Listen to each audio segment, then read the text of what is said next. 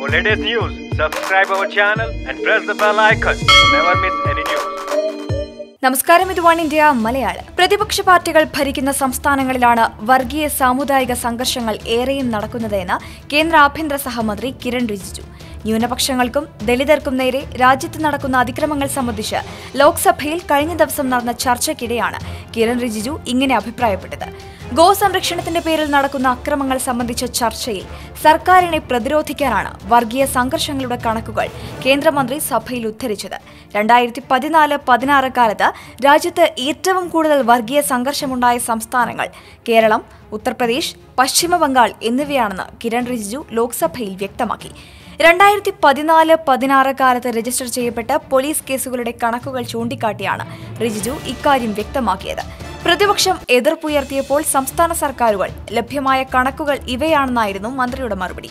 എപ്പോഴൊക്കെ പ്രതിപക്ഷം ബിജെപിയുടെ പ്രതിച്ഛായ നശിപ്പിക്കാൻ ശ്രമിക്കുന്നു, അപ്പോഴൊക്കെ കൂടുതൽ ശക്തിയായി ഉയർന്നുവരുമെന്നും റിജിജു മറുപടിയിൽ വ്യക്തമാക്കി. ഗോസംരക്ഷണത്തിന്റെ പേരിൽ അക്രമം നടത്തുന്ന വിശ്വ ഹിന്ദു പരിഷത്ത്, ബജ്രംഗ് ദൾ, ഗോരക്ഷക് തുടങ്ങിയ സംഘടനകൾക്ക് സർക്കാരിന്റെ പിന്തുണയുണ്ടെന്ന് കോൺഗ്രസ് സഭാ നേതാവ് മല്ലികാർജുൻ ഖാർഗെ ആരോപിച്ചു.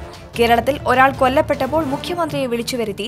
എന്നാൽ ഗോസംരക്ഷണത്തിന്റെ പേരിൽ തുടർച്ചയായി കൊല നടക്കുമ്പോൾ ആരും ചോദിക്കുന്നില്ലെന്നും ഖാർഗെ ചൂണ്ടിക്കാട്ടി. ദളിതർക്കും ന്യൂനപക്ഷങ്ങൾക്കുമെതിരായ അക്രമങ്ങൾ സർക്കാർ കണ്ടില്ലെന്ന് നടിക്കുകയാണ്.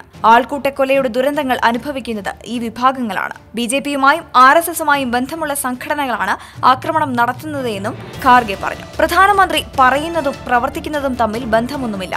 ആൾക്കൂട്ടക്കൊല നടത്തുന്നവർക്കെതിരെ എന്തു നടപടിയാണ് സർക്കാർ ഇതുവരെ സ്വീകരിച്ചതെന്നും ഖാർഗെ ചോദിച്ചു. വാർത്തയോട് പ്രതികരിക്കാം ഒരു കമന്റിലൂടെ. Latest news, like it, share it and subscribe to one India Malayalam.